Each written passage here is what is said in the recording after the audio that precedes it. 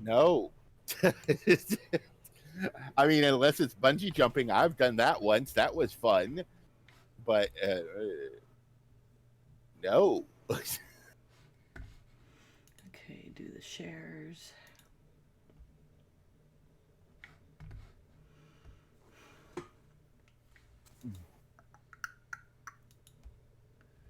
To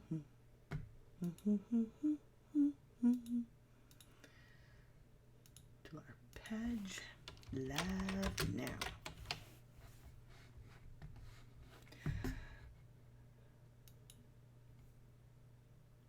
Yeah, for me, I want, I don't know. For me to participate, I feel I want to be purposeful. Like, are we going to change hearts and minds, or we just want a platform to rant and rave and stroke our egos about it? And I also am very Virgo about wanting format and a time being consistent. And I did a lot of research before I went into podcasting about that too. Okay. We are shared on the Facebook. I see that. I'm sharing now. Okay. So you're handling the Twitter. I'm handling both the Twitter and on my personal Facebook. Oh, I saw this guy from Raleigh on the or UNC Charlotte on TV yesterday too. He's got serious PTSD going on. Oh, I'm sure he's got like 6 bullet holes in his stomach. Mm-hmm.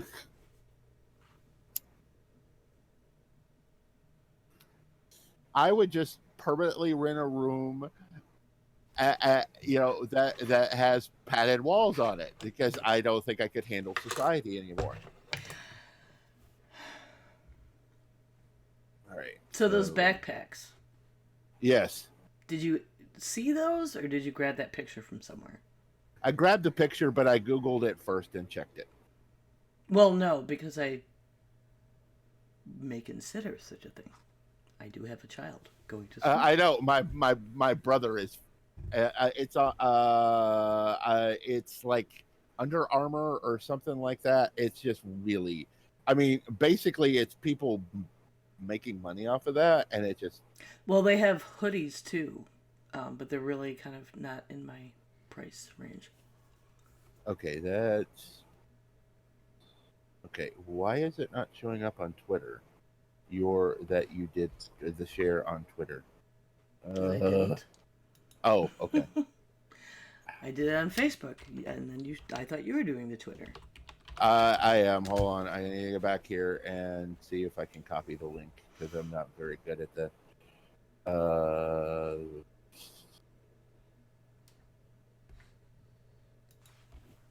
Let's do it this way. There we go. All right. Come on.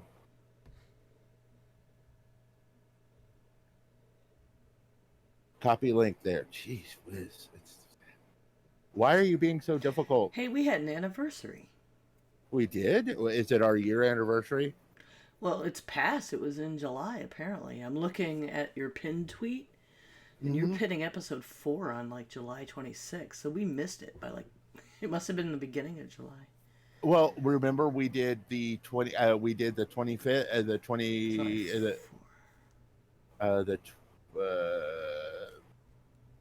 What? I'm sorry. Hold on. I'm doing 2 things at once.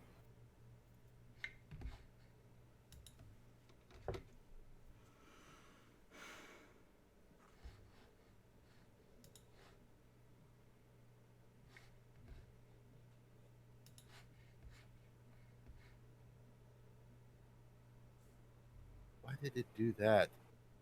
Sorry. Hold on 1 second.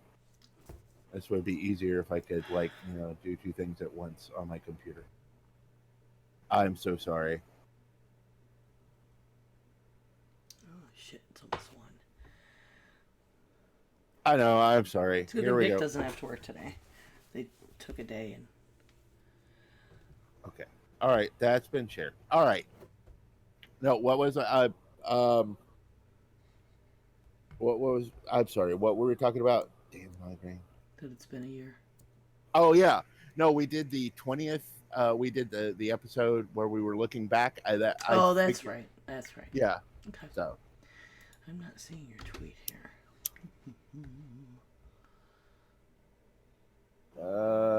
I can do it again. Well, don't end up repeating it. It just might not be populated in your feed yet. I'm just going to share it from Grills, but. Let me see. Yeah, there it is. It's there. Right. I need to. Oh well, whatever. Wow, Rob is texting me as soon as we're starting. No way. Imagine that. I'm still not seeing it. Doesn't matter. All right. Get out. Mark is red.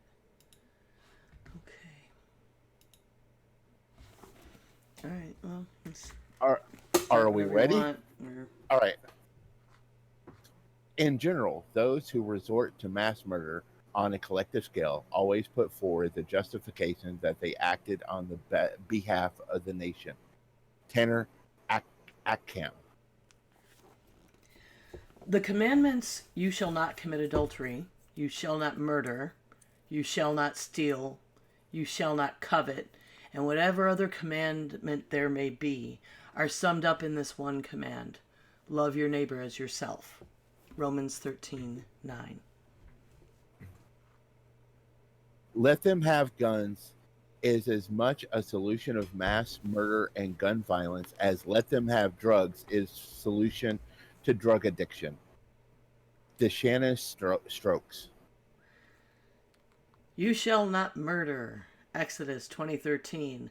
Let's talk about mass shootings in America. Welcome to Heresy and Hearsay, a podcast to reclaim faith through the political, in the context of political discussion. I'm Reverend Barney, and you can follow me on Twitter at SethRothII. You can also follow the show on Facebook, Twitter, any podcast catcher, YouTube. Just look for Heresy and Hearsay. Please like, share, subscribe. Also give us a review that helps others find us. And as always, help me today. Welcome back, Ember. Hi there. I'm September. You can follow me on Twitch and Twitter at 9of12. That's NINEOF12. And hear me on the Geek Grills and Trust Your Cape podcasts. Heresy and Hearsay has a Patreon site. You can find that at patreon.com/Heresy and Hearsay. And if you visit there, you can see all our episodes. And please help support us with just $2 a month. It goes a really long way. I would like to thank our new patron, Beth. Great supporter, great friend. Thanks for joining the club and helping us out. Now you can also contribute two more ways. If you're watching us live on Twitch, there's something called bits. You can get these for free, watching ads, stock them up, or you can buy them, and you can throw bits at us. It's like a cheer. You can also, if you have Amazon Prime, every month you can subscribe to some streamer. It's like a $4.99 subscription, and you don't have to pay for it. If you have Amazon Prime, you can do that to give that to one person per month for free. And we'd really appreciate your support in that manner. So today is going to be a light, fluffy topic about gun violence in America today. I started today, or I started our talk today. I wanted to talk about a little fluff, a little thing that the internet tends to do when we suffer from a tragedy, which is we find the most ridiculous thing that's going on in on the Twitter or on Facebook, and we just run with it. And on Monday, after all of these tragedies, a gentleman basically was stating that, and it was a country star, I found out. A country star basically stated, if you are arguing the definition of assault weapons, then you're part of the problem. And this guy comes on his Twitter and says, what should I do if I have 30 to 50 feral hogs about to run in my backyard within 3 to 5 minutes where small children are playing? Basically saying that he should have the right to have these weapons to take out these fake feral hogs. Now, don't get me wrong, especially in like certain parts of Here in North Oklahoma. Carolina. Well, I didn't know it was here in North Carolina, Oh but yeah. I know Ladder that there, Plantation has given permits and allowed hunters to come on their property because it's been overrun a couple times. there are feral hogs out there that are, and they are dangerous. Don't get me wrong, especially if they get the tusks and everything. Oh no, they are horribly dangerous. Don't get me wrong. So, but the concept that someone, first off, you have small children in your backyard, great. Well, get them out of the backyard first before you deploy your weapons of mass destruction. But basically, the entire internet lost its mind and just started memeing the hell out of it because it was a ridiculous way of putting it, and it was also still, that wasn't what his point was. His point was is like, you're arguing if these what the definition of an AK-15 40 whatever, the Yeah. AR-15, is that an assault weapon? Yes. Okay, or no, it doesn't matter. It's a weapon of mass destruction that should not be given to normal people. I understand about protecting your family, and I understand about protecting your family from wildlife. Look, I'm a farm boy. I was raised on a farm. I did my share of chicken killing, and I did my share of farming, and my father wanted to teach me how to hunt, and it was just not my thing. I fished, all that. My father fished, hunted too. Feral or not, you can, easily with a small with a shotgun. If you shoot one, they're all gonna run. You could shoot them up in the air, and they're probably gonna run. You could Right. throw a rock at them, and they're probably gonna all run away. Right, yeah. And one of the things is, I follow a gentleman on Twitter. He has a PhD in electrical engineering, I think it is. But he's also former military, everything like that. And there are pictures going around. If you get a chance to see it, I think I have a tweet with as one of our links Mm-hmm. about the picture of 100-round drum that you put into one of these assault weapons, and they are known as semi-automatic. What that basically means is, as fast as you can pull the trigger, that's how many bullets come out. So it's not you hold down the trigger and the bullets come out. You have to pull the trigger. But if you can pull the trigger, and they've shown statistics where you can unload, a normal clip in under 5 seconds, and a normal clip for one of those is like 10 rounds, 12 rounds, something like that. Well, I think actually burst fire weapons are not all outlawed, and those are also only semi-automatic.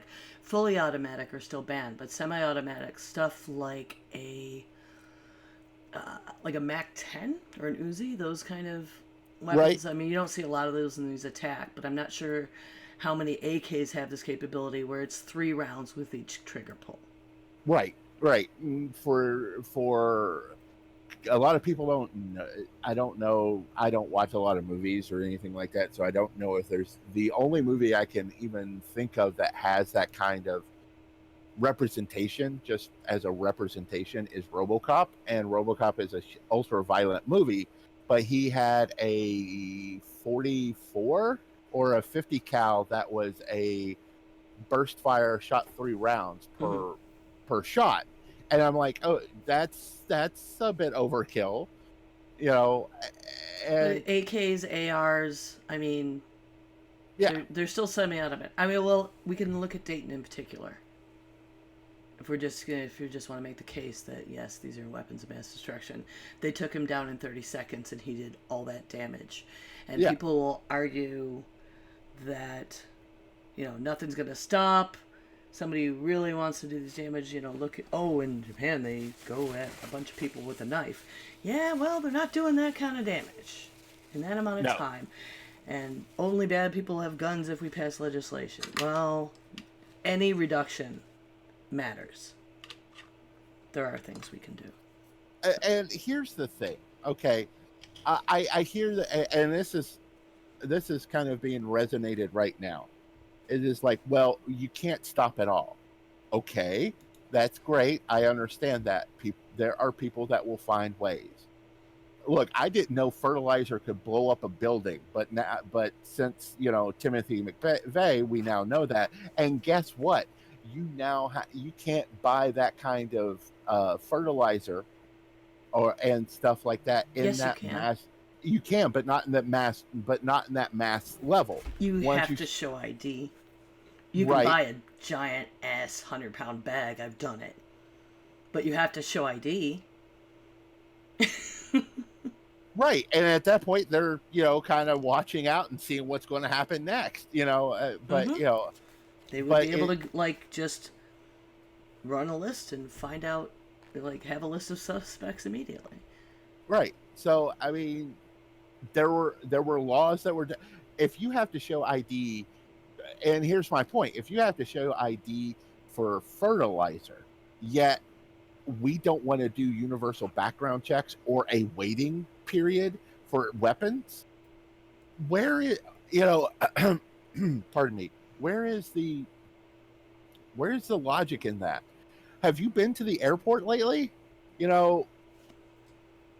A guy tries to set his shoe or his underwear on fire, and I'm thankful that we don't have to take our underwear off at airports, but there are people that tried to set their shoes on fire, and now you have to take your shoes off. You are scanned. And in some cases, you get that full body whatever scan. We've done things to mitigate terrorism as far as using airports and airplanes. But we are unwilling as a society to regulate these weapons. And again, I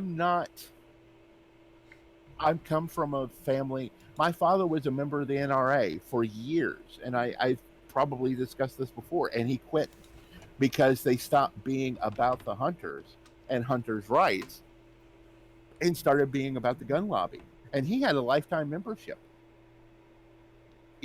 So this is not something that sensible gun owners are not opposed to either.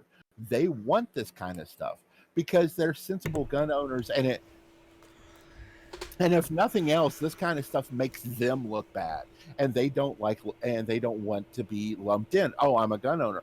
I was a gun owner. My family is full of gun owners. That doesn't mean that I'm coming after your hunting rifles. I'm not coming after your handguns, stuff like that. I'm just.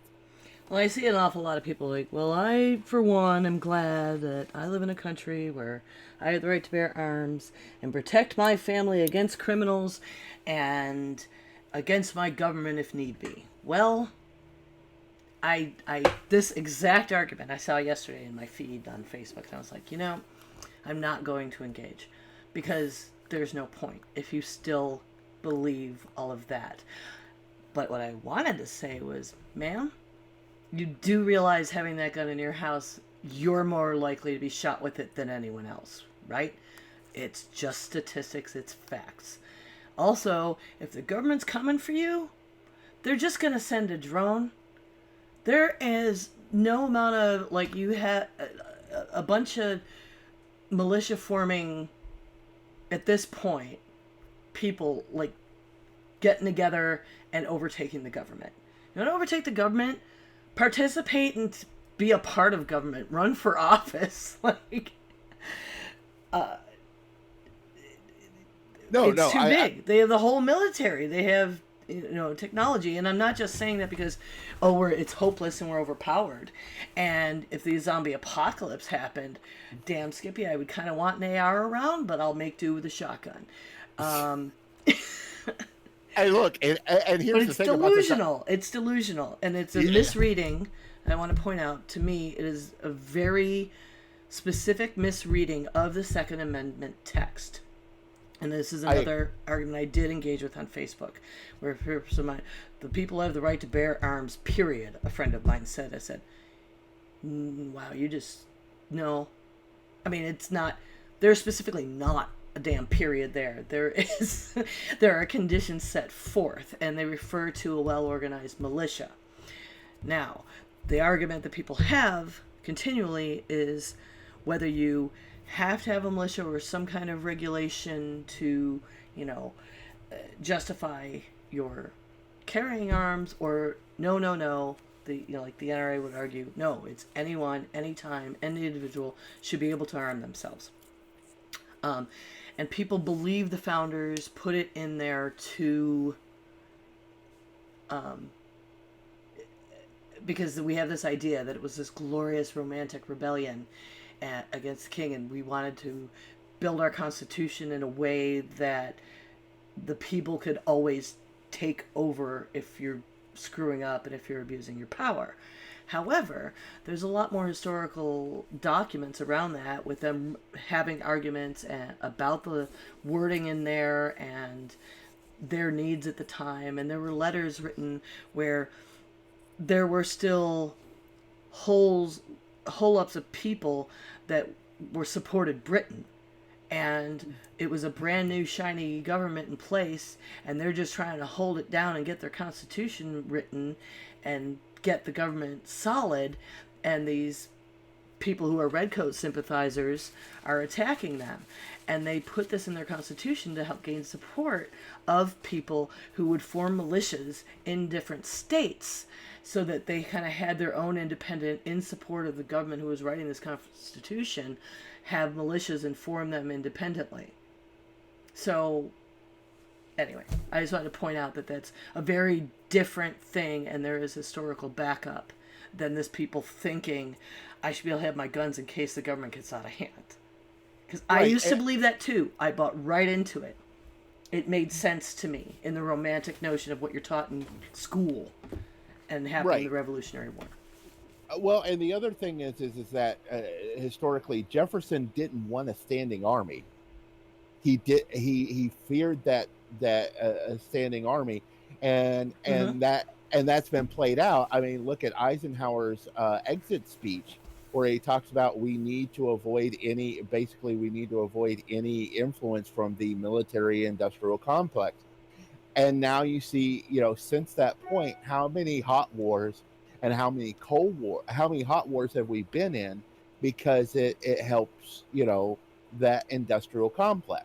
So Jefferson, that's why he wanted militias, because they would be regular Joes, and Joettes later on, that would basically be, if there was a natural disaster, or if there was, an insurgence of, somebody trying to take over the government, that they could call up a militia in a certain state to protect that state. So because he did not like the idea of a standing military, he feared it. And a lot of the founding fathers feared that as well. So that's why that was a part of the Constitution as well. It was twofold. It was, one, the fear of a standing army because of what a standing army could do, especially and all you have to do is look at history and see how many coups have been done because of the army.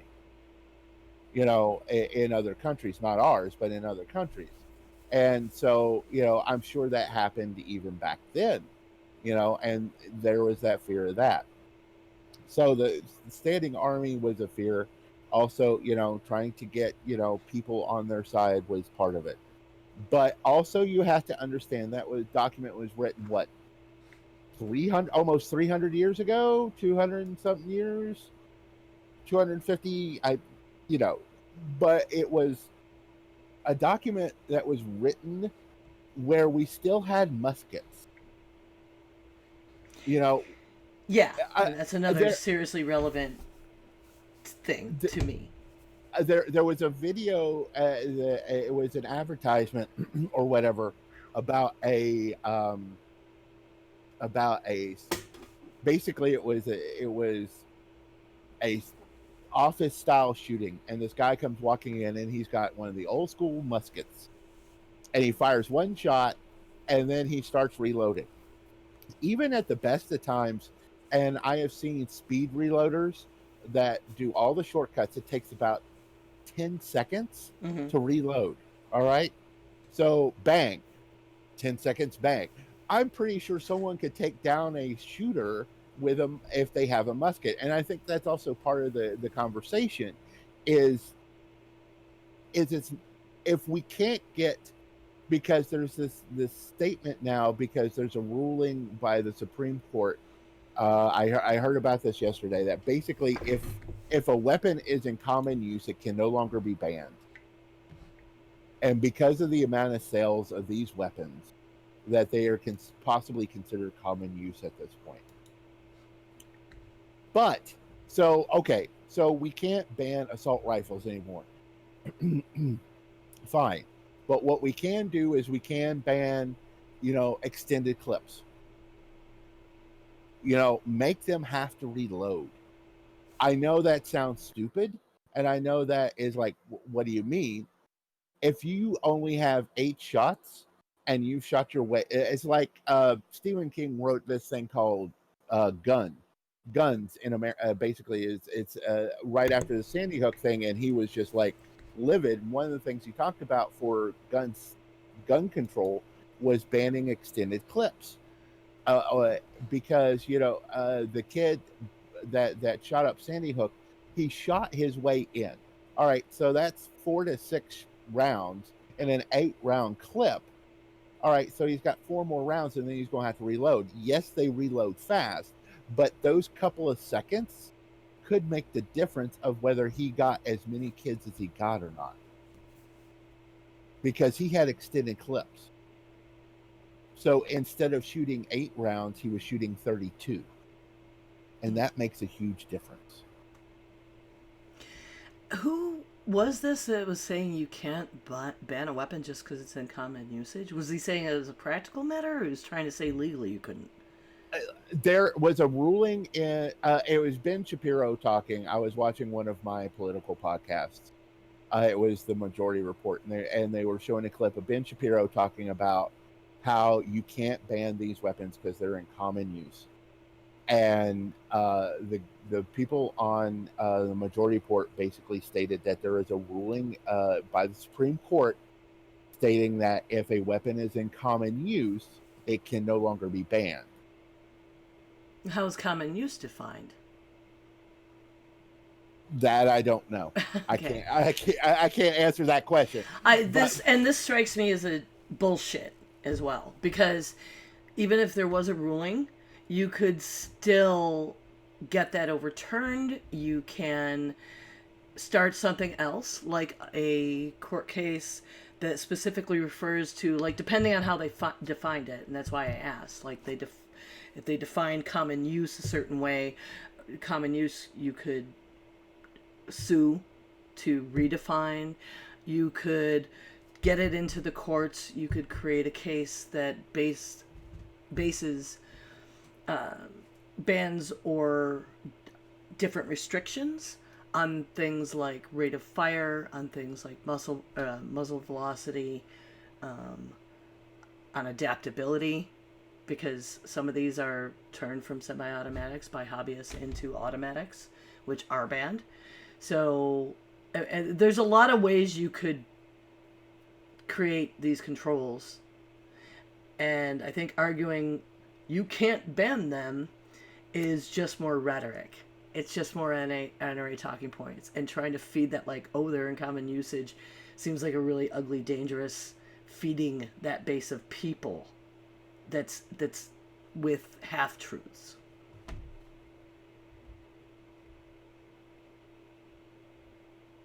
Okay, so I apologize. No, I'm just, you don't have to. You didn't say it. You didn't write it. I'm just adding my 2 cents on the technicalities of, and that's what I do. Yeah, so no, I was so I Googled it, and it's basically our old pal Brett Kavanaugh wrote a dissent in a case which he argued that the District of Columbia's ban on assault weapons was unconstitutional. A ban on the common on a class of arms not is not indicative regulation. He wrote an equivocal. It's an equivocal to the ban of the category of speech. No, yeah, but we ban hate speech. He's an idiot. Okay, so yeah, the Supreme Court. I'm saying that, in that article. All right, I don't know about Ben Shapiro if he's the one that wrote it, but there was a New York Post editorial that was making that case. They were asking for assault weapons and semi-automatic weapons to be banned, and they pointed out that the Supreme Court has ruled the Second Amendment protects the right to own guns in common use. That doesn't cover semi-automatic weapons regularly used only in mass shootings. So that's pretty extreme. And then the article I've pulled up is actually kind of taking that on as not true, because they're saying, oh, but the AR-15 is a sporting rifle and it's the most popular rifle in America, and so it just pulled out that they're regularly used only in mass shootings part, and use it to tear down this editorial. So it's an editorial war. It's not a very good, clear picture of what was actually ruled. Right. And I haven't read the ruling, but I will and get back to you if you want, because I like to read that kind of thing. I'm a weird nerd that way. No, we can we'll. But regardless, as far as I know, legally, it is still semi-automatics are not considered common use. But I'd have to read that to see if that's been updated recently. Yeah, and here's the other thing, though. Which would be stupid. It would be stupid right now to protect that class of weapons with protection it didn't have before. That's insane. I didn't dislike Kavanaugh enough that now the stacked court is going to specifically protect the weapons that our children are being murdered with. Wow. Yeah, and here, talking about our children, I posted on my personal Facebook, and what I got back, and this was a small sample, don't get me wrong, I don't have that many friends on Facebook, on my personal Facebook. I keep it to people I actually know and talk to. It's not, but one of the things is that I saw this picture, and then I went and Googled to make sure these things existed. But basically, and it's about $120. What I'm about to tell you, but they are backpacks that are specifically designed as bullet resistant. Now that's not bulletproof. It's just that they are more helpful for small round. I would probably figure that the smaller the caliber, the better it is. But here's my thing, and I have people that I know from other parts of the world, and they are losing their minds going, you guys actually have to sell this stuff for your children to go to school? And I'm like, yeah, unfortunately we do, because, but it's about, and you're a parent, you have sent children to school. How do you feel about the fact that there's now a cottage industry for bullet resistant backpacks? Mm-hmm. How do you feel about it?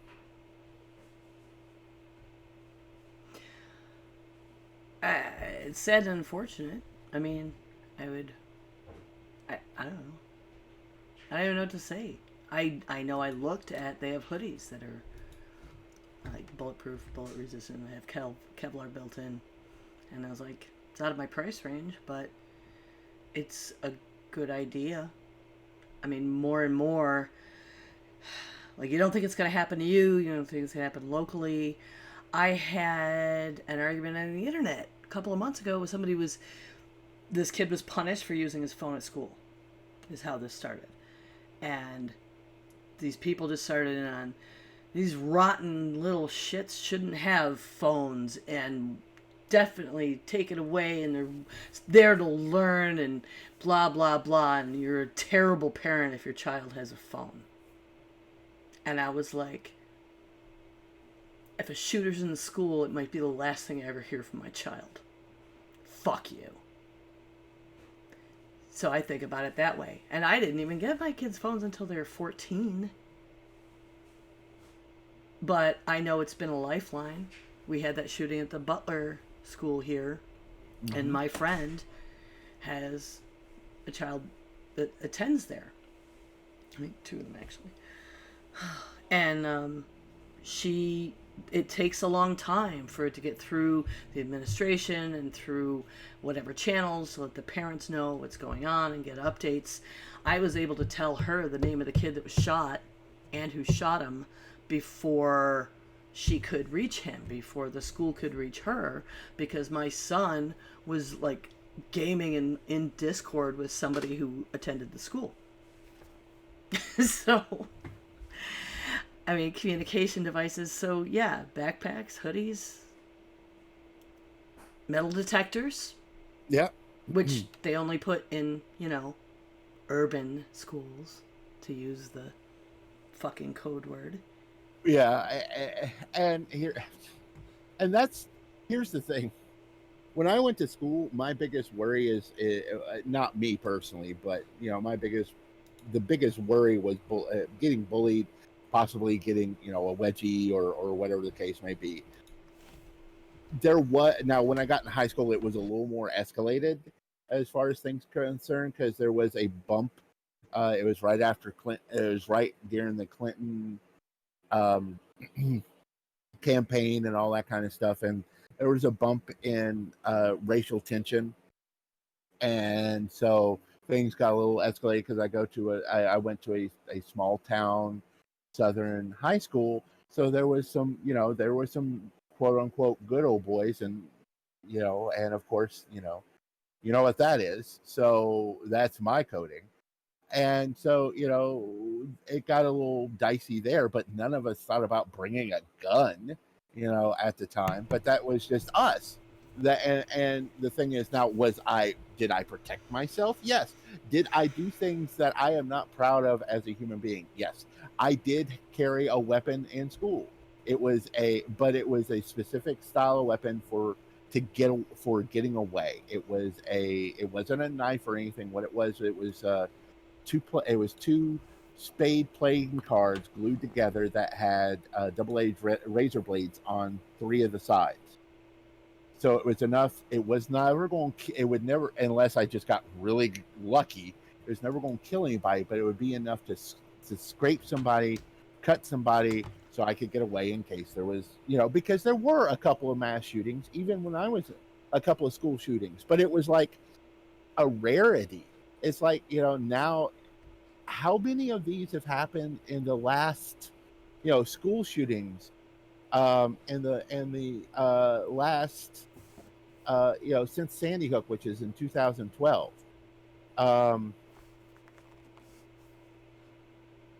I'm pulling that up. That's an article that I have. If I don't stop messing up our notes. And listeners out there, I will post all of these links on our website for your perusal of our Googling. According to Everytown, there has been 17 school shootings in 2018 alone, and 290 since 2013 after Sandy Hook. Now, what Time did is they went ahead and they basically they had to be at least one victim injured or killed. Either the shooter or at least one of the victims was a student or teacher. The attack had to occur on school property but not necessarily during school hours. And injuries were counted only if the results of gunfire, not the ensuing chaos. So what they basically did is, out of 86 incidences that 86 incidences that they found, that category is attack on another person resulting in injury or death, since 2013, that 63 met definition that Time put out. So that's still 63 shootings since 2000, from 2013 to 2018. That's 5 years. That's what, I don't even know the math on that, but that's like, you know, it's over 10. It's over 10 a year. That's ridiculous. That's insane. Mm-hmm. And here's the thing. I know we're ranting, but I also want to say this. There are things that we do need to do. There are things that we can do. We need to see where these kids are being. Some of these kids are, and here's the thing. I wanted to hit this. There are some kids who are mentally ill, who have some type of mental illness that they're dealing with that is untreated. That is not the vast majority of these, especially in the grand overarching mass shootings, because a lot of them are radicalized, and we have domestic terrorism that's radicalized due to white nationalism is the big one. There are other reasons. Like, a lot of people are thinking the Dayton guy was different. He was, but I haven't read everything. There's just been a lot of conjecture, but that it wasn't white nationalism. It was a hatred towards women. I heard something about him actually having like the complete opposite of the guy in El Paso, where he was encouraging people in his writings to cut down border fences and stuff. So that was a little weird. But that whole story as it unfolds is getting stranger and stranger, because we're only getting bits and pieces. Like, he shot his sister after she gave him a ride there. Should she not see this duffel bag? He had to at least have a duffel bag to have an AR-15 and all that ammo with him. Or did he have it stashed somewhere? Like, I'm very curious to see how that weirdness unfolds. Yeah, he shot his sister. She was one of the casualties. There's also statements going out on people's Facebooks that knew him in high school and stuff, and said he was a bully and an asshole, and he treated women horribly, and that, and also that, there was that he was suspended from school because he had a kill and rape list. Wow. So yeah, so I'm part of me wants to lean You towards. can't do just marry, fuck, kill like everybody else. I'm like, I know. Yeah. Well, actually, they've changed it to marry, kiss, kill, and I'm going, really? Do we have to? I mean, if you're gonna be 14 or whatever, that's fine, but you still have the kill. I mean, like, sex is bad, but the killing, that's fine. Right. That's like, and that's the other, and that's one of the things is they talk about this weekend. The lieutenant governor of Texas and the minority leader of the House of Representatives all wanted to blame video games. Yeah. And there's statistics that show up of how many video games are sold, and we are like not at the top of that list at all. But we are at the top of that list when it comes to gun violence, so that's bullshit. That is. Yeah, the correlation doesn't work either. People are going to argue, whatever population, that kind of thing. And there's plenty of ways, and there has been studies done. I've cited them in other shows, that there's not a correlation statistically that works to blame video games or media. But if you look up studies where you ask people how much influence they think it has, it's huge. Everybody thinks it's huge, and so it is easy for it to scapegoating. But to me, it just reminds me of the satanic panic around D&D. And I don't know anybody who plays D&D who's going out and chopping up people with swords. Never have. Well, so what is it then? And there's a really good article I will put in our notes from the LA Times. And it is an op-ed, but it is researched, and there's citing things like the National Institute of Justice that actually look at all of the mass shooters and the patterns of things that they do all have in common. right, and one of the other, and And that's that. it's like rejection, mental health, being bullied, domestic violence in the home, um, sexual abuse, parental suicide. When it's a workplace shooter, very often there was like a frequent job status change or recent job status change. There are also identifiable crises points within weeks or months of the shooting. Like there's just a whole list of things that all of these shooters have in common, and none of it is video games or the music they listen to or how they dress. Well, it's like Columbine was big, was one of those that was like a big thing. They blamed Marilyn Manson and they blamed Vampire the Masquerade. Yeah, my friend Drow was. I mean, I was that whole after Columbine, the whole trench coat brigade nonsense. I hung out with people who were a bunch of goths and stuff, and we wore trench coats and combat boots just around. And my friend Drow was walking home from work, and the cops pull over, and they're just kind of going along like, "How you doing? What's up? And give you a ride home?" And he's like, "Yeah." He just took the ride home. But it was like, I think just a few days after Columbine, and it was like super obvious they were just profiling him because he had long dark hair and he was in a trench coat. I was a goth there in that same time frame, and I was playing Vampire the Masquerade. I haven't committed any mass shootings or anything. No, Drow and I, we played Vampire. Well, not Masquerade. We didn't do LARP, but we did the tabletop version every week for, I think, about 3 freaking years. And none of us has ever assaulted anyone. Well, I can't say I haven't assaulted people, but they did. But it's one of those things where it was a fight. It was a fight. Yeah, I can't say that. In all honesty, I've gotten into my share of fights. But one of the things that I want to kind of correlate is a few days later, there was, I don't know if you've seen this picture or not, it was floating on Twitter. There was a bunch of volunteers for Mitch McConnell's. Oh, yeah. That one, the one I'm talking. So it's a picture of a bunch of volunteers, young volunteers for Mitch McConnell's reelection campaign.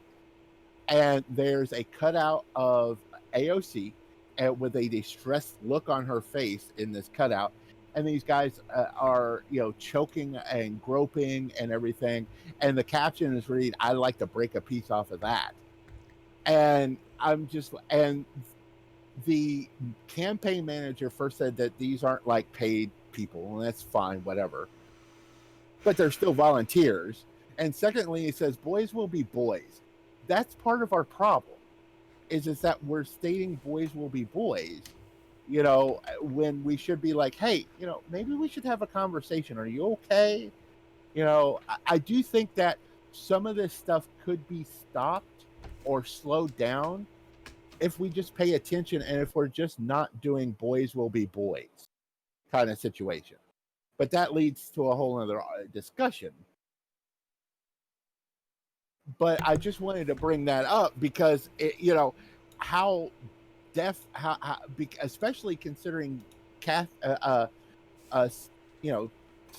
she was represented, Senator Gifford was shot by someone who, so, and then you've got a president, and that's the other thing is like, they're trying to blame video games and stuff like that. The guy in El Paso wrote a scree on 8chan, which is, do not go to 8chan. Not without a Brillo pad and a good hot shower. Do not go to 8chan. But he wrote a scree on 8chan, basically verbatim quoting Trump on the reason why he was doing this. Yeah. And that's a whole lot of, people are talking about, well, you can't blame one person, and this has been growing in our culture, and blah, blah, blah. But when shooters are using, like, words matter, words have power. You think, whatever. Prayers have power, right? If you're doing that way. For me, I just cast a spell. Words have power. If you say things, they will bring into being. And if you're trying to influence people, this is arguably, it is the leader of America. And to say that, they're not emboldened. I had a friend of mine today just freaking out, like, how dare everybody blame Trump? The shootings have been growing for a long time. I'm like, but there's a specific emboldening when you're using certain words. I was listening to footage of, when he was in Florida, Trump having a rally, and it was like, these immigrants invading our country. That he uses the word invasion all the time, and then he's like, how do you stop them? And this guy's like, shoot them. And everybody starts laughing, including Trump. And it's like, oh, you can get away. You can only get away with that at the Panhandle. Holy shit! And then, the El Paso Shooters Manifesto use a lot of the same language about it being an invasion, and there are actually statistics. I'll find this article and I'll put it in the notes. I haven't yet, but I was thinking about it when I was listening to that footage. Was there has been an uptick, specifically shown state by state within like a short, like when Trump has a rally in a state, these incidents of hate crime go up. Like there's a date correlation. Like within the next few weeks in that state when he has a rally, these fuckers are emboldened, and you start getting these white on, color or white on Jew hate crimes. Mm-hmm. You can follow him around with it, and that's just data. So to take no culpability and blame video games and the internet, which was a huge red flag for me. He kept talking about the internet. I understand, yes, we need to have social media companies hold themselves more accountable, but I don't want, but we've already had net neutrality taken away, and I don't want, that was like a scary fascist statement to me, that It's the internet, you gotta control the internet. Like, that's just a way of more of controlling our media. Mm-hmm. I mean, 8chan is a cesspool. Sure. But there are a lot of ways to handle that without, like, federal legislation putting more restrictions on the internet is a terrifying concept to me. Right. No, and here's the thing. Scapegoating. Conveniently scapegoating by what seems more and more fascist acting regime. Right. And the thing is that, like Twitter, like YouTube, whatever, they are private companies. So people talk about, well, what about my right of free speech? It's like when Twitter, it's like when Alex Jones was deplatformed. They were like, well, what about the right of free speech? The right of free speech is that the government shall pass no laws, shall not infringe on your right. That doesn't mean that there, A, isn't consequences, and B, we do limit speech all the time. And 3, private companies are completely different than the government. So if, Twitter, deplatforms some white nationalist, that's perfectly fine because they are a private company and they are allowed to do that. There are many restaurants and stuff, and we have a disagreement about that. That state that, they have a right to refuse service to anyone for any reason. But there are laws to protect people that you can't do it just because they're black or just because they're gay. There are laws for that. That's why this whole religious freedom law is a bunch of bullshit, because there are protections so that so we don't have white only counters again or heterosexual only diners again. Because that is different than infringing on someone's free speech or removing someone who is a danger. That's the difference. We can't shout fire in a crowded theater. Hate speech is illegal. So inciting to violence specifically mm-hmm. is the definition that I understand for hate speech. And I have a concern that our president seems to be, by the legal definition, engaging in inciting people to violence with his specific hate speech. Yeah. Yeah, no, yeah. I mean, yeah. the line would legally be drawn, and he hasn't said, go kill him. Right? But, like, laughing and joking and encouraging somebody who just suggested it isn't Right. it really And, close enough for people to get a grip on the danger this posturing and bullying that Trump is constantly enacting poses to our very society? You can agree or disagree with all his economic policies. We already elected this misogynist, racist shit, and people love it. People want to protect their own. People are starting to shoot people because they're blending too much with our society, and I think that's twisted as hell. But a lot of people agree with it. But when you're specifically talking about violence and referring to specific racial divides and situations, it's too far. oh, I agree. And another one of his speeches, he talks about how he can't, he was sending troops down to the border. He's like, well, I can't shoot them. Other countries shoot them if people are crossing the border, but we can't do that because of laws. So he's kind of hinting at, hey, I can't do this, but maybe you can. I can't do this by, whatever. But he's basically, with that statement, he's saying, I'm tied to not being able to shoot people at the border. And then you can fill in the blank, but if you do it, and then kind of a shrug of the shoulders at that point. And I'm just going, really? And then when he came out a couple of days ago talking about, we need to ban hate and all that, and love and blah, blah, blah. Oh, the very, very, someone wrote it and he read it wooden speech where he actually had to almost expand his vocabulary to be able to speak it out loud. Like, you could so tell he was reading. It was kind of gross. And then he misread something. He named the wrong damn town. Yeah. Our hearts, our thoughts and prayers are with El Paso and Toledo, Ohio. Mm-hmm. And, like, I've seen shots where you could see him and the teleprompter. It was on the teleprompter correctly. And more importantly, that teleprompter was fucking huge. I've seen that picture too. And I know, and this is a light thing, but this has been a heavy discussion. It was like, the size of a 50-inch monitor. And I'm just going, is he also blind? Is he afraid to wear glasses or whatever? I know raccoon Only nerds eyes wear glasses. Whatever. Yeah, I guess. Yeah, that's why I'm wearing them while we're doing this. But or because I have bad eyes right now. But there are things we can do.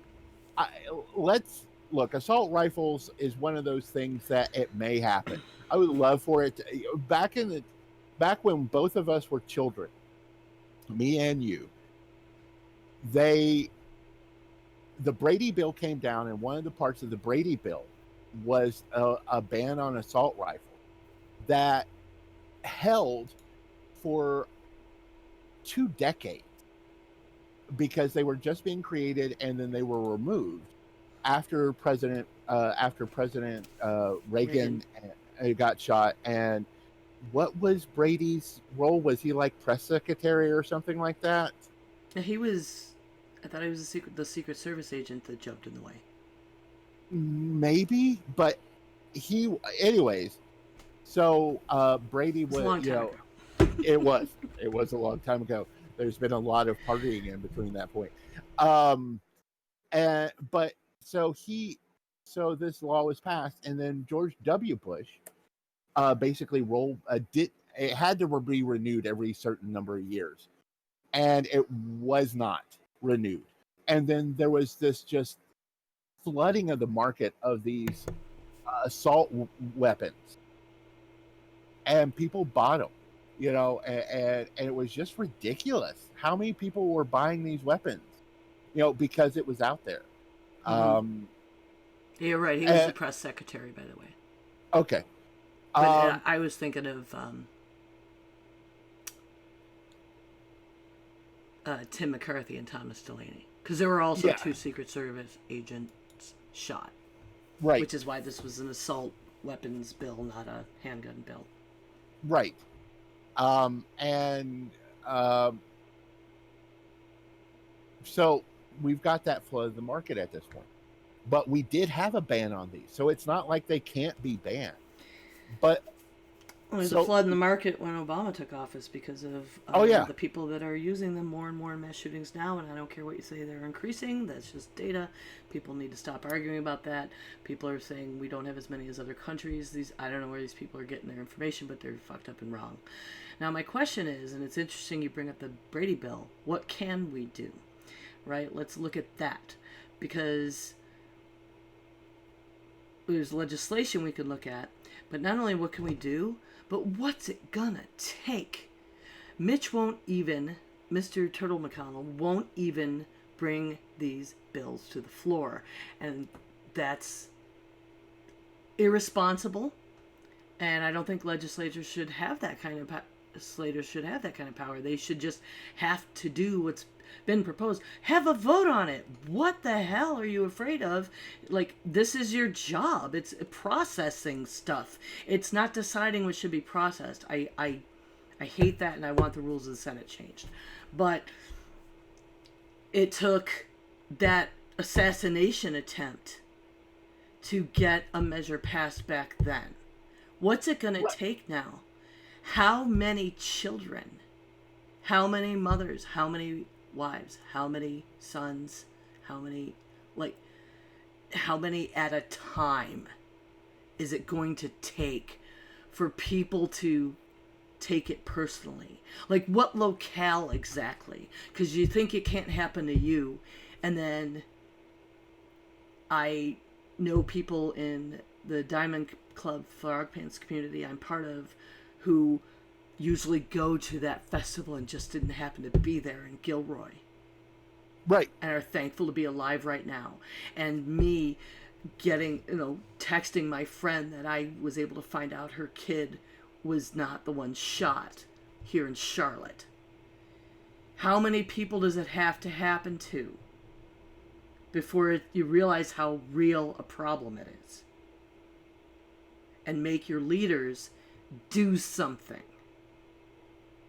well, here's the thing, and it's not even assassination attempts. Look at what happened to Kathy Gifford. Look what happened to the congressmen and senators who were shot up at a baseball game, at a softball game. That's apparently not enough anymore. When No, are we going to have enough? And here's the thing: Kathy Gifford was a Democrat. Those that were shot at the softball game was Republicans. So it's not a party thing either.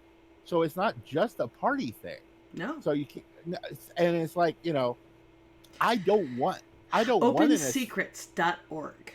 Can I say OpenSecrets.org? If you are a voting individual and wish to know what the hell is going on, if you go to OpenSecrets.org, look at your people running for office and sitting in office that are supposedly representing you, and you can see who all their donors are. Mm-hmm.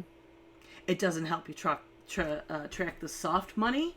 For that, you would need to look up PACs that have run ads, and that's where places, like the NRA and other groups are able to influence elections with a ton of money and not limit the spending, because they can just run an attack ad, but it's not considered a campaign donation unless it meets certain criteria.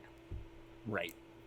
And I know Mitch McConnell got like $1 million from the NRA, not too long ago, and he's got a re-election. So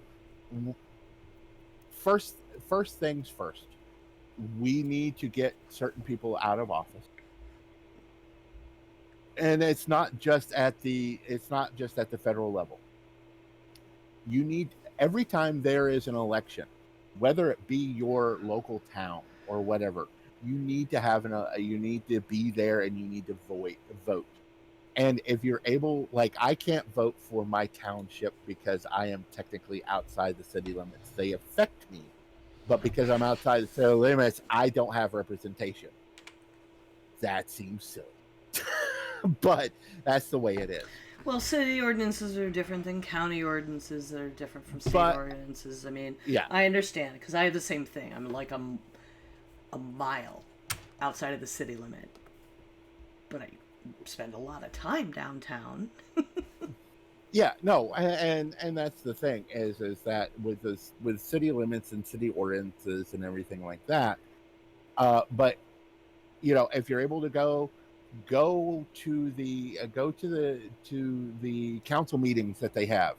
They have to be public. Go to those. And when something comes up, find out. They have to post their agenda. Find out what their agenda is, and be there for those agendas. Uh, Make sure you vote every election. That's the big thing.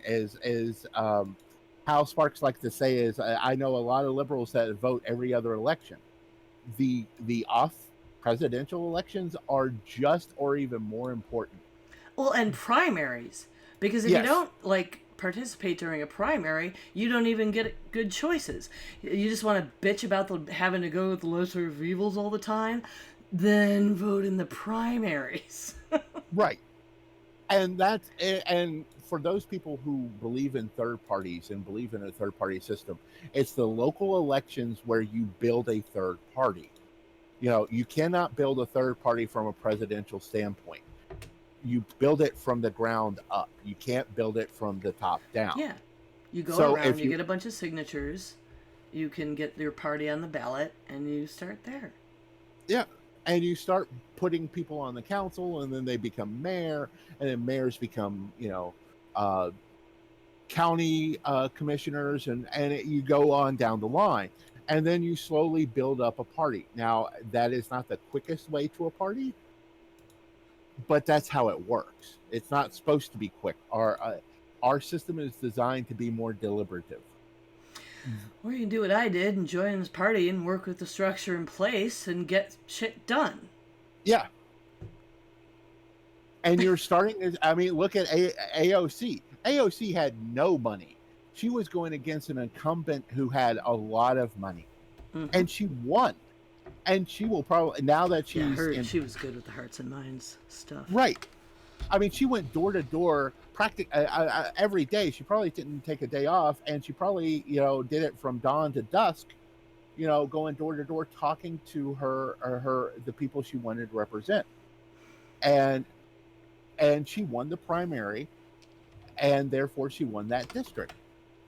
So yeah, she, you can do that. You can make a difference if you have the time and if you have the willpower. She had, I think, like $100,000 in donations total or something like that, which was enough to make sure that, she fed the couple of people that were working for her and that they were able to put gas in the cars as they went to another neighborhood. I worked for a political action committee, and it was all street canvassing. It was all, I would get dropped off at like 11 o'clock in the morning in a neighborhood, with a couple other people, and we would go door to door that entire neighborhood, and we would be picked up around 7 or 8 that night. So that's what we did every day. And we would. I've done so much of that.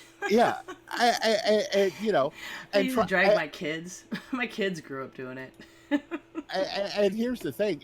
Also, on a plus side to that, if you're a Pokemon Go person, think of all the mileage you would get by just putting your phone in your pocket and walking. How many Eevee candies could I get if I started doing that? How many Harry Potter port keys can you unlock? Yeah, I don't do Harry Potter. I'm doing that one now too. I can't do the spells. But so that's one. If you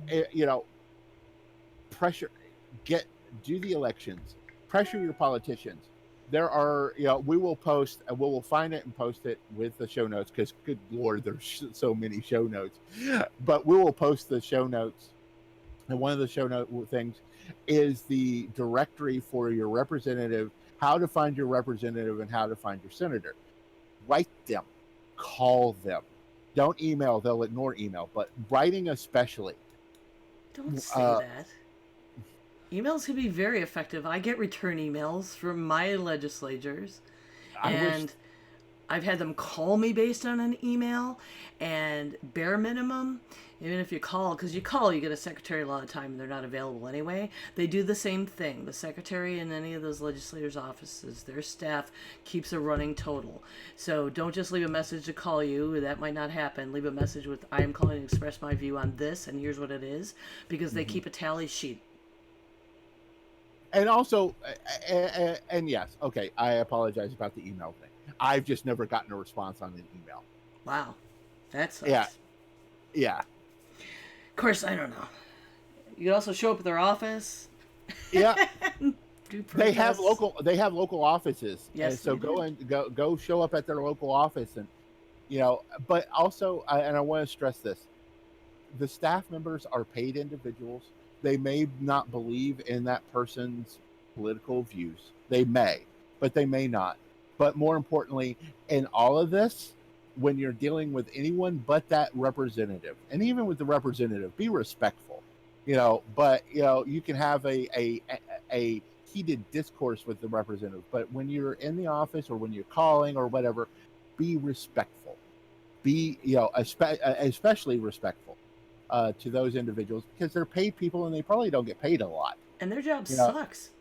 Yeah, they have to listen to me, and I'm an angry man. So it's like, yeah, no, I completely, yeah. So be respectful, be nice. They are basically customer service, but with the staffers, it's like when you go to a job interview and you have a receptionist. That receptionist pretty much will get you hired or fired. Is how you treat that receptionist. It's the same with that. Your message will get there more likely if you're nice to that reception, if you're nice to that staff person, because they deal with a lot of crap. And if they have a good call or a good email or a good letter, and they go, oh, well, this person seems, they may disagree with who I'm working with, but they seem like a reasonable individual, you're going to get a little further. The other thing is that what in the grand scheme, I would like to ban assault weapons. I'm going to go from the least likely to the most likely things I'd like to do. I'd like to ban assault weapons. That I think assault weapons are just they're only for killing people. They're not for killing the 30 hogs that are in your yard. That's bullshit. No, they're not. And you know what? My father is a hunter, and I grew up that all my life. And you know what a really good, responsible gun owning hunter does? They don't shoot unless they have a one-shot kill. Yep. My father taught me that. My father taught me three things about hunting, or in general, about guns. First off, that if you understand this is a weapon that can end someone's existence, or at least make their life a misery. 2, if you point that at someone, you better be prepared to shoot that person, because that's what you're doing. And 3, when you're out hunting or whatever, make sure you have the shot. Make sure you know what you're shooting at. My father was a bow hunter too. And if you can kill a deer with a single bow shot, because that's all you get, or a single rifle shot, then yeah, you can definitely. I mean, just like everybody could take a beat and think about it. When exactly do you need to shoot a whole lot of bullets at once? There's not a lot of answers to that. So I do want to arm people. We told them to call their representatives with, here in North Carolina anyway, what you can do right now. Because unfortunately the shooting at UNC, it only, hurt a couple of people and killed a couple of people. So it didn't force legislation. But now Governor Cooper has gone ahead and got some things on the floor. They're using a discharge petition so these can go to the floor right away. But call your representatives and ask them to pass House Bill 86 and House Bill 454. 454 is a red flag bill. If you're not familiar with that term is, it is basically if you've had a domestic, all right, federally, if you've had a domestic violence misdemeanor, you already are limited in your ability to, you can't have a firearm. However, in North Carolina, judges have to force abusers to surrender their guns. If you don't go get a separate court order from a judge, they don't even have to actually take them, even though they're not federally legally allowed to have them. So the red flag bill is more like family members, law enforcement can petition a judge to get an extreme risks protection order. So it would make it so there is a process where somebody is making those threats, somebody is unstable, is, they just wrote a manifesto, they have a gun, or they're abusing somebody, they haven't been convicted yet, but they have guns. You can go as if you're getting a protection order, and it will restrict their access to guns. And so, that's a good way. Oh, and suicides too. It can help prevent suicide. So that's the idea behind that. More than a dozen other states have these laws. North Carolina does not. So we can get that with HB 454. HB 86 is also, this is statistically, most of you are in favor of this. It's a background checks. It's a 3-day waiting period. Yeah. Like, that's a simple. It's, all right, 86. 72-hour waiting period. Prohibit sales or possession of bump stocks, which you probably all heard about when the Vegas shooting happened. Require safe storage, which, holy shit, why is that? That's okay. Why are people against this? Require lost or stolen guns be reported, and require gun owners to carry firearm liability insurance. These are all perfectly reasonable measures. So that's HB 86. So please call your reps now. I'm doing it as soon as we get off the show. Yeah, that is definitely something that needs to be done. I would like to also limit magazines. Yeah, I think that's another simple question. Why would you ever need that many in such a short amount of time?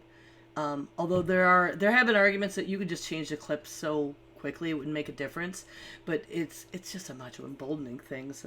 They're not needed. Well, and here's the other thing. Yeah, you can change the clips quickly, but here's the thing: 100-round clip versus a 10-round clip.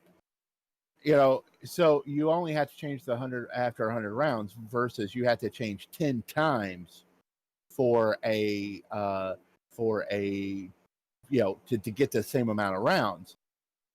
That's a lot of extra stuff you have to carry. And again, at that point, it's a deterrent. It is a strategy. It is a statistic strategy that you're going to have to carry more clips. It's going to make you have to carry something, a duffel bag or something. You're going to have to reach in the duffel bag. That gives an extra couple of seconds for someone to possibly be a hero. Yeah, and even saving one life, right? Right. That's the woman I was talking about earlier who was saying, "Oh, I'm glad I could protect my family and my, us against the government if I have to." I'm like, is it worth it?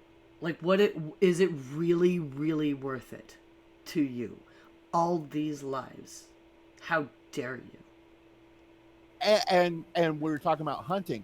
If you unload one of those extended clips into a deer, you're not you're not eating it. That's for sure. I don't even know if you'd get a trophy out of it, because you've just unloaded 100 rounds into this animal. So at this point, it's mostly there. It's not useful, in any way except for killing. And here's the thing: the military doesn't even use those kind of clips. They have extended clips, but they don't use the 100-round clips or whatever. They don't need to. That's the other thing. Is like, okay, let's say you're going to protect your family. If you can't take down a home invader with 10 shots, get yourself to the gun range. Yeah, I wish I had the name of the guy. I'd like to shout him out. But people talk about the good guy with a gun. Like, as a matter of fact, specifically in arguing against these gun control measures our legislature's trying to take, the right wing is saying, no, no, no, you have to loosen gun control because that's the only way to solve this, is more good guys with guns. Well, bullshit, because El Paso, that per capita gun ownership is really, really high. And the only story I heard coming out of there about a good guy with a gun, there was a good guy with a gun at the mall. You know what he did? He rescued a bunch of children. He didn't go in guns blazing trying to find the shooter and take him down. Because he knows that's not the solution, and that's not how you're going to save more people. So, right. Thanks to that guy, like, responsible gun owners, don't pull them out all the time. And there was a picture that was posted a day or two after the shooting where people in El Paso were still wandering around, because Texas has an open carry law, meaning you can wander around with your assault weapon on your back while you're going grocery shopping. And so this kid could get into this Walmart in Texas, and a good guy with a gun situation. That good guy with a gun situation. If you can't be protected in a Walmart in Texas with all of them Texans with their guns, then fuck you and your good guy with a gun bullshit. Yeah. Because here's the thing, there's also statistics where they're only talking about, because there have been several instances of black men who are the good guy with the gun who end up dying by police. Which is so, I mean, we're having the gun discussion, but the race argument definitely holds water here, because people's conceptions and misperceptions about violence according to race and gun violence are out of proportion, and they use statistics about bad neighborhoods and ghettos and how many people are murdered, and they compare it to mass shootings. And these are two different problems, and two different approaches need to be taken to solve them. But are any of them going to be solved when we have this systemic problem in our law enforcement and the way we treat people of color? I have a chart that'll be posted in our notes about number of mass shootings in the United States by race and ethnicity.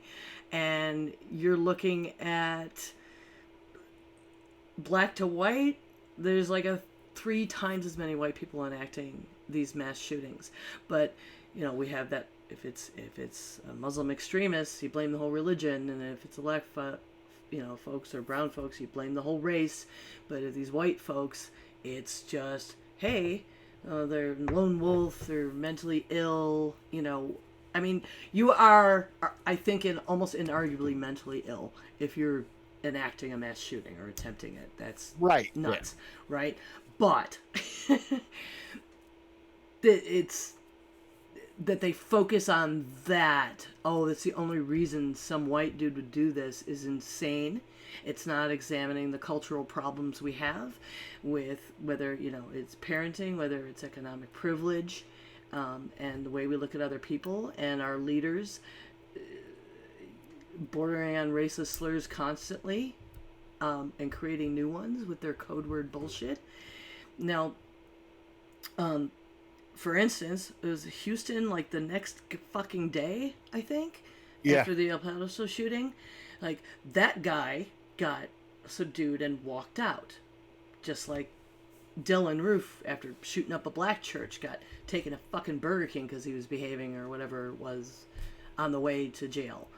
And then this guy in Houston the other day was caught trespassing, this African American guy, and he's mounted cops in their cowboy hats shackled him like in handcuffs between them and walked him down the street downtown between the horses. Holy shit, that's an image. Yeah. And and that guy who was trespassing, he was mentally ill.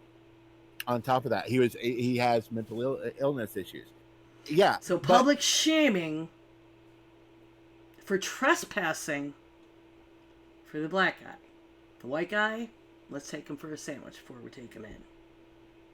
Shooting 9 people in a church.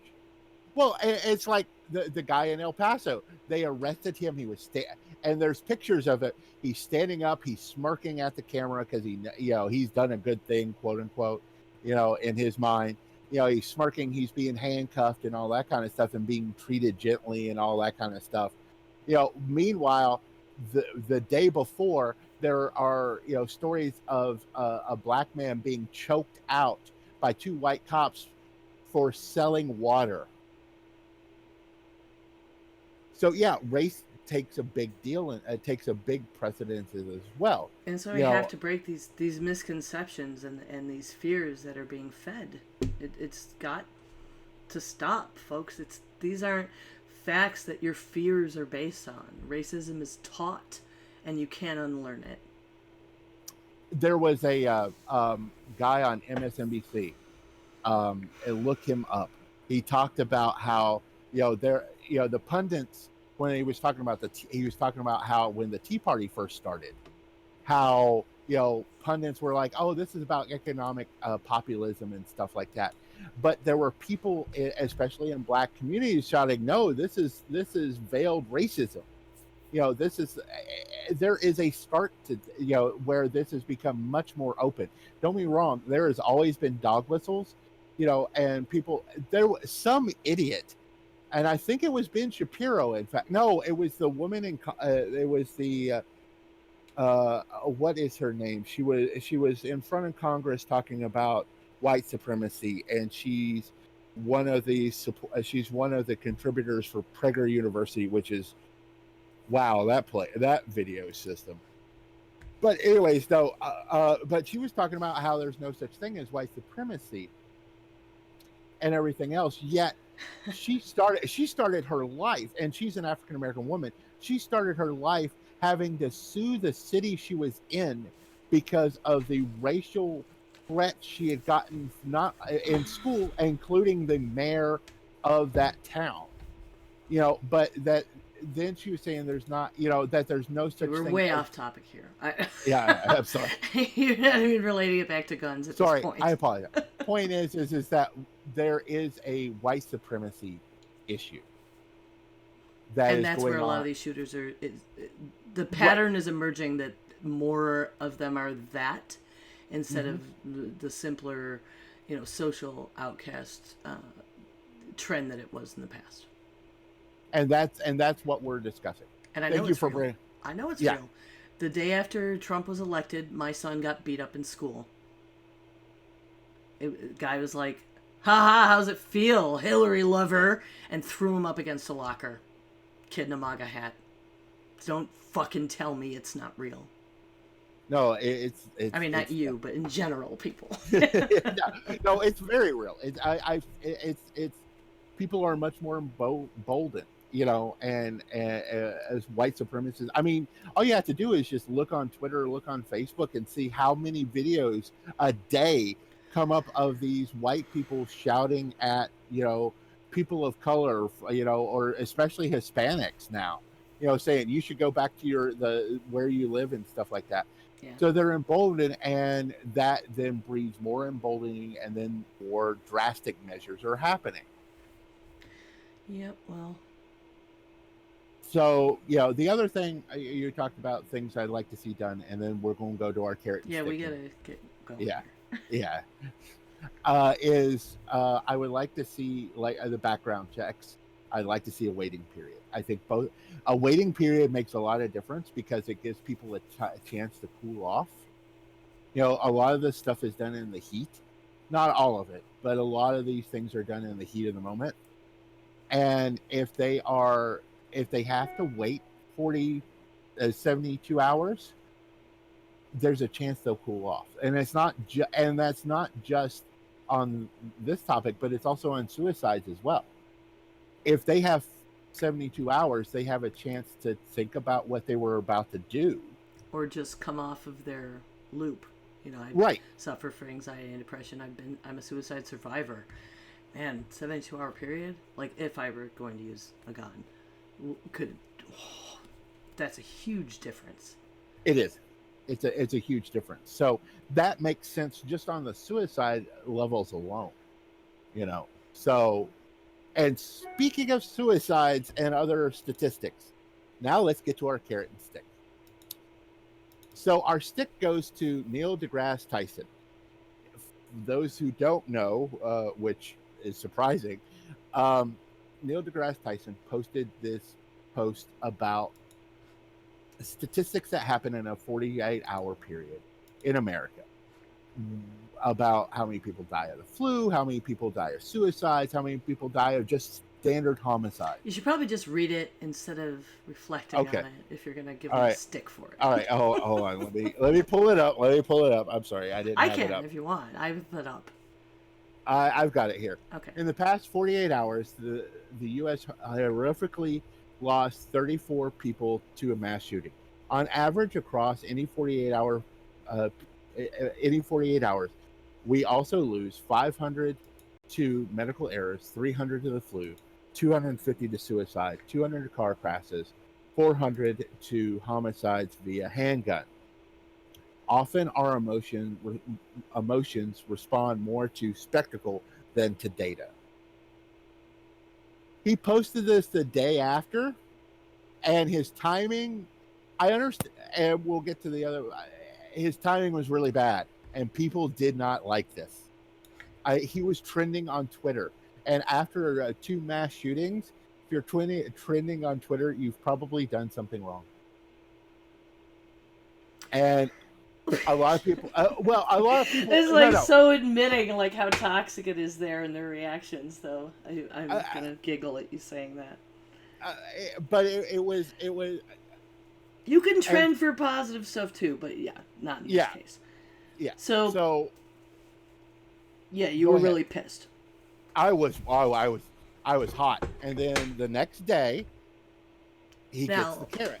Yeah, go ahead. And Barney came to me with this immediately, and I went and I read the tweet, and I'm like, he's pointing out other preventable ways of dying and how we're reacting, like, to, fervor and emotion in talking about it. Like, I've followed him for a long time, and he's very science, and he's done this kind of thing a couple times, actually, where he's just pointed out a fact, and it reminds me of my son, who is on the autism scale, has got that Aspie, like, doesn't think. They just put facts out there and doesn't think, oh, somebody's going to react totally different to that or hear it differently, right? And to me, it just read that way. And I guess maybe I'm just used to communicating that way, because my husband's that way too. He'll just say something that's a fact that would be like, oh, dude, careful. And he's a scientist, so Neil deGrasse Tyson looks at analytics that way, right? It's like, okay, we also lose all these people to all these other preventable things. And to me, I immediately saw, and I pointed out to Daniel, he used the word horrifically lost 34 people. He's not trying to diminish, the incidents, because he did use that word, and because all of the things he listed are also preventable, which says something. So anyway, The next day he did, Neil deGrasse Tyson posted to an apology, basically. Saying, like, listen, you missed it. I offered a short list of largely preventable causes of death and their average 2-day death toll, and I, noted that we react emotionally to spectacular instances of death, with the implication that more common causes of death trigger milder responses. So he's like, everybody freaked out. Sorry, I miscalculated. I genuinely believe the tweet would be helpful to anyone trying to save lives in America. What I learned from the range of reactions is for many people, some information, my tweet in particular, can be true but unhelpful, especially at a time when many people are still in shock or trying to heal, or both. So if you are one of those people, I apologize for not knowing in advance what effect my tweet could have on you. I am therefore thankful for the candor and depth of critical reactions shared in my Twitter feed. As an educator, I personally value knowing with precision and accuracy what reaction with anything that I say or write will instill in my audience, and I got this one wrong. Respectfully submitted, Neil deGrasse Tyson. So, as apologies go, pretty damn good. I usually say he said I'm sorry, and he didn't say I'm sorry, but he said I'm sorry, and here is why. Right. And here's the thing. There was on I understand what I did. Right. I so much. And I agree with that. And it was Trevor Noah on. He was talking about this on in between segments. Mm-hmm. They will videotape that, and he was talking about, and he's like, "Look, I see what he was saying, but the thing is that we try to prevent those things. We try to prevent." The medical errors. We try to come up with new ways to make sure people don't die of the flu, and there are laws against homicide, and we're trying to. There are ways that we're trying to make sure that people are driving safer and aren't trying to hurt. Right. So we need to pass gun legislation, and Neil deGrasse Tyson's tweet would be a great way to back up that we need to pass some gun control legislation, wouldn't it? It would, because on those, right, and that's what he was saying. So it's like all in how we look at it, and it's kind of an interesting underline that everyone responded emotionally to what he said, when what he said could be used to try and enact gun control, but people don't stay emotional enough about it after a shooting. Right, and here's the thing: it's timing. There are certain times, like when we talk about race and policy and stuff like that. Right after a gun shooting, I think we should right after. Yes. That's when it is the hottest point, because once it starts to cool off, people forget about it until the next one. Well, and that's kind of what he did, and you wanted to beat him with a stick for it. But there's also timing when you want to talk about. But it was the spec where we look. It's because he didn't say #gun control now. Had he added that to the tweet, you'd have immediately just wanted the carrot. That is true. I will give you that. Okay, so he needs a new media handler. Because Aspies are bad at that shit. I'm just saying, yeah, I agree with that completely. It was the time. It was the timing of the wording. If there would have been one, and I know he said horrifically, I understand that, but then he gives these statistics. It's like, we and all preventable, which points out that this is preventable. Right. Mostly preventable. Right. So if he's like #gun control now, I'd be like, oh, okay, well, he gets a stick, and he gets a carrot. Yeah, it's like instead of me waiting to, so yeah. So this is unprecedented, and he gets both. I feel like I should tweet him about it. You should. Yeah, you should tweet. We gave you both the carrot and the stick because we and like I said, after a couple of days removed, like if he tweeted that today, it wouldn't have affected me, because like it did when it first came out, when it came out the day after, because I've cooled off a bit emotionally. I'm still angry about the assault and everything, but reactions like that, I would have been okay with. It's like, because okay, I see your point, but I think it was right at that moment. There are certain times for statistics, and there are certain times for emotion, and I think that the statistics is a couple of days after. You know what? I see this too as potentially his way of wrapping his own mind around it. Because do keep in mind, this tweet starts with, in the past 48 hours, USA horrifically lost 34 people to mass shootings. Like, when 9/11 happened and I couldn't reach my friend Todd that lived there, and I was trying and trying, and the phones are jammed up, and I was Googling where his office was in reference to the World Trade Center, and he spent hours and hours, and then he finally, I think he text messaged me or Facebook messaged me or something, and I was like, oh, I'm so glad you're safe. And then my mind went to this, man, you should go buy up all the Skyline tourist pictures. And he's like, what the fuck? My city is on fire. Yeah. And I'm like, I'm sorry. But it was grasping at something I could wrap my brain around, like something that can be done, because there was nothing to be done. It's like, you could save these things and make some money because the skyline's never going to be the same. And it's a really weird mental process, but I could see where processing his own, like, what the fuck, put data on it. Yeah, no, I know, and I get that. And like I said, if it was done like yesterday or the day, it would have been like, hey, okay, that's interesting facts. Maybe fervor would have died down anyway. Yeah.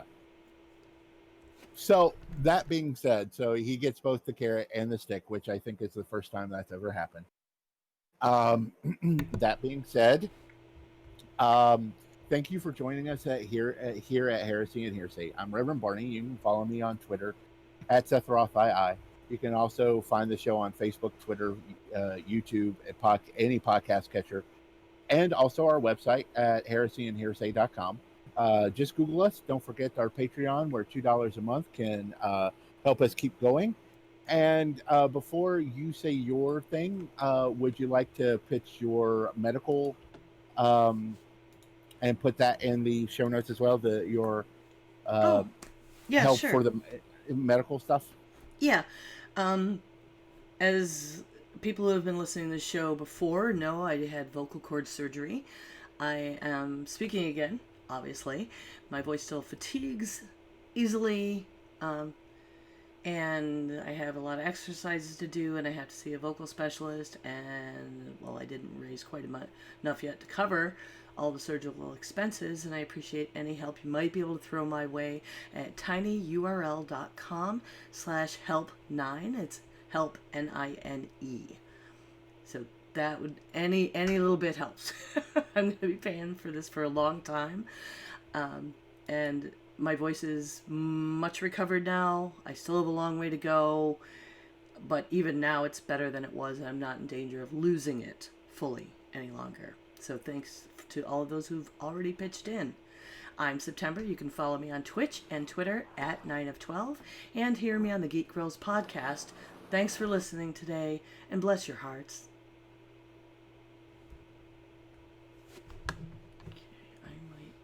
Into somebody. Let me look at that still ran longer than we'd hoped. I'm sorry about that. Yeah, I mean, that's why I arranged it, and we're like, whoa, you're so far off topic. I appreciate that, because I was about to go on a silly rant. Yeah. All right, I'm gonna